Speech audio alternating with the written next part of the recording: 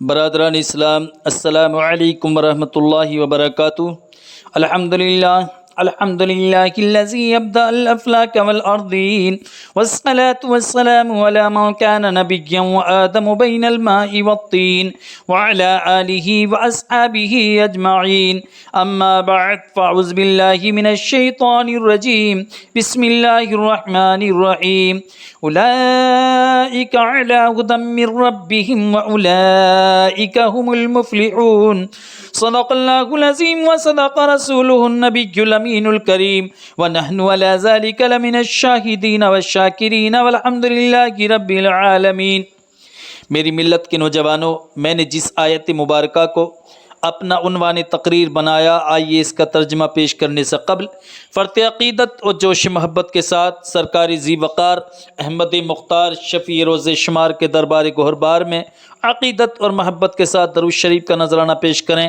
پڑھیں بابا بلند، اللہ رب محمد صلی اللہ علیہ وسلم، نحن عباد محمد صلی اللہ علیہ وسلم، صلاۃ و سلام علیک یا رسول اللہ صلی اللہ تعالی علیہ وسلم۔ میری ملت کے نوجوانوں، ہماری تفسیر قرآن کا سلسلہ چل رہا ہے اور آپ حضرات سن رہے ہیں۔ آپ اس کو سنتے رہیے اور اپنے دوست و احباب کو بھی اس کار خیر میں جوڑتے رہیے، تاکہ سب مل کے یہ ثواب لوٹیں اور نیکیاں کمائیں۔ پروردگار عالم ارشاد فرماتا ہے، اولئک علی ھدی من ربہم واولئک ھم المفلحون۔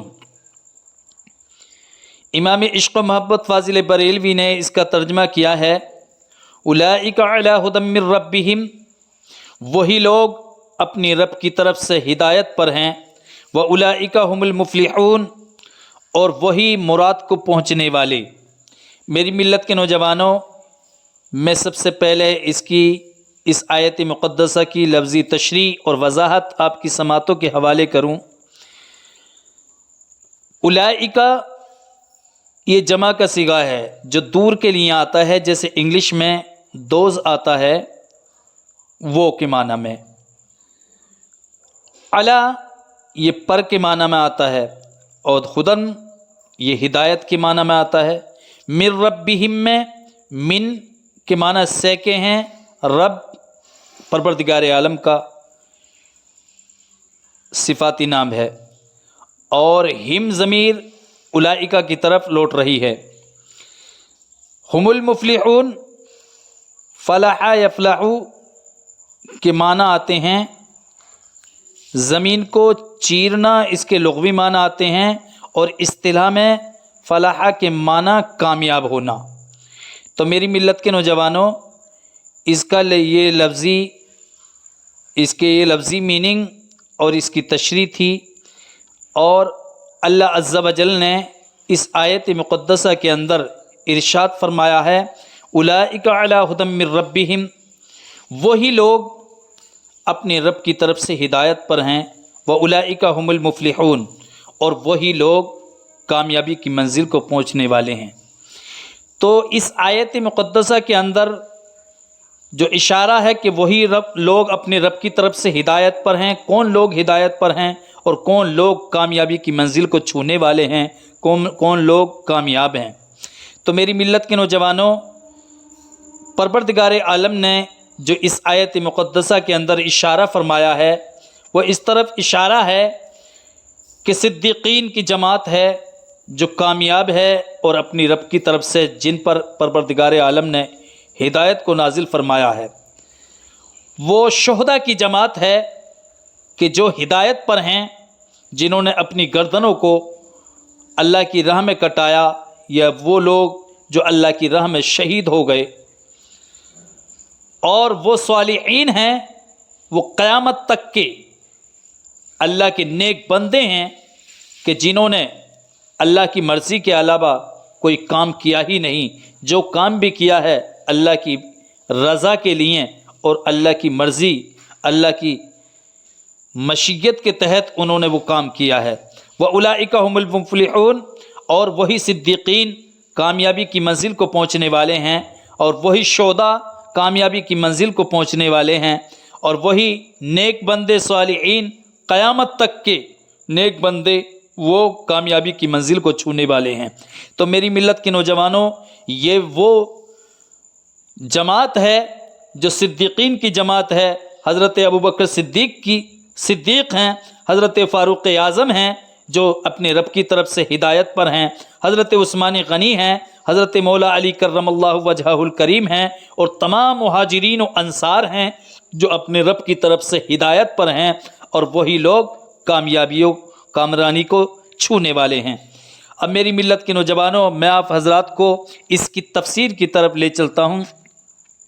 صوفیاء کرام فرماتے ہیں کہ متقی کی مثال اس شخص کی طرح ہے، اس میں جو سورہ بقرہ کے اندر ہدی للمتقین کی ہدایت متقیوں کے لیے ہے، اور جو پرہیزگار ہیں، جو متقی ہیں، جو اللہ سے ڈرنے والے ہیں، ان کے لیے ہدایت ہے۔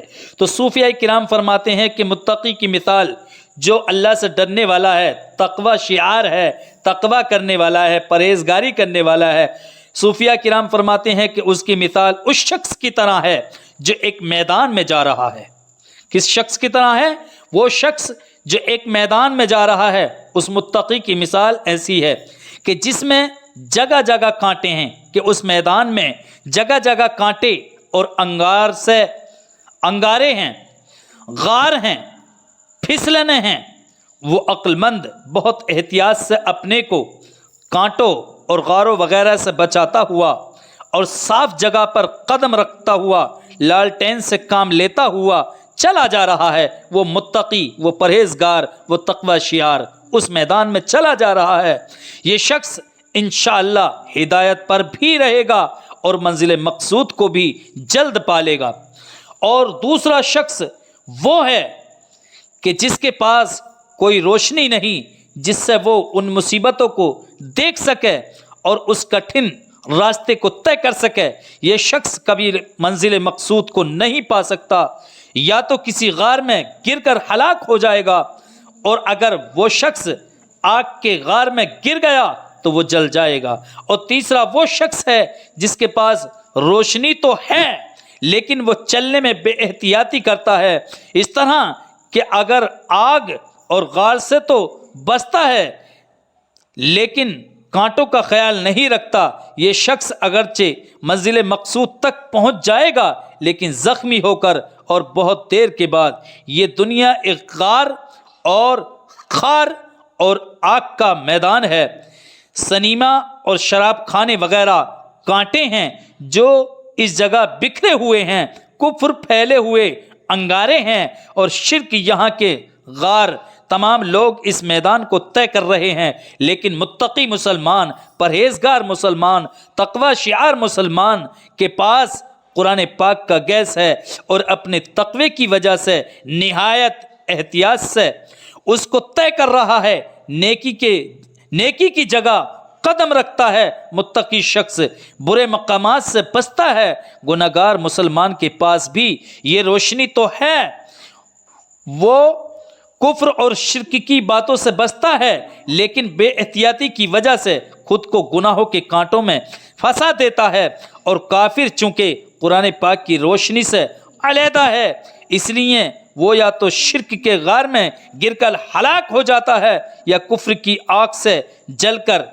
تو متقی ہدایت پر بھی ہے اور اعلیٰ درجے کا کامیاب بھی ہے، اور گناہگار مسلمان ہدایت پر تو ہے لیکن اول نمبر کا کامیاب نہیں ہے، اور کافر نہ ہدایت پر ہے نہ وہ شخص کامیاب ہے۔ اسی کو پروردگار عالم نے ارشاد فرمایا ہے، اولئک علی ھدی من ربہم واولئک ھم المفلحون۔ اور وہی لوگ اپنے رب کی طرف سے ہدایت پر ہیں اور وہی لوگ کامیاب ہیں۔ وہ صدیقین کی جماعت ہے، وہ شہداء کی جماعت ہے، وہ صالحین کی جماعت ہے، قیامت تک کے نیک مسلمانوں کی جماعت ہے۔ وہ حضرت ابوبکر صدیق ہیں جو اپنے رب کی طرف سے ہدایت پر ہیں، اور حضرت فاروق اعظم ہیں، حضرت عثمان غنی ہیں، حضرت مولا علی ہیں، اور تمام انصار و مہاجرین ہیں، اور قیامت تک کے تمام نیک مسلمان ہیں جو اپنے رب کی طرف سے ہدایت پر ہیں، اور جو ہدایت پر ہیں وَأُولَئِكَ هُمُ الْمُفْلِحُونَ، وہی کامیابی کو پہنچنے والے اور کامیابی کو پہنچے ہوئے ہیں۔ تو میری ملت کے نوجوانوں، اس آیت مقدسہ کا یہ ترجمہ اور اس کی یہ تفسیر تھی، اور اسی سے متعلق یہ کچھ باتیں تھیں۔ اللہ عز و جل کی بارگاہ میں دعا ہے پروردگارا ہماری اس تفسیر کو، ہمارے اس بیان کو اپنی بارگاہ میں قبول و مقبول فرما۔ استغفر اللہ ربی من کل ذنب و اتوب الیہ، وما علینا الا البلاغ المبین۔ السلام علیکم۔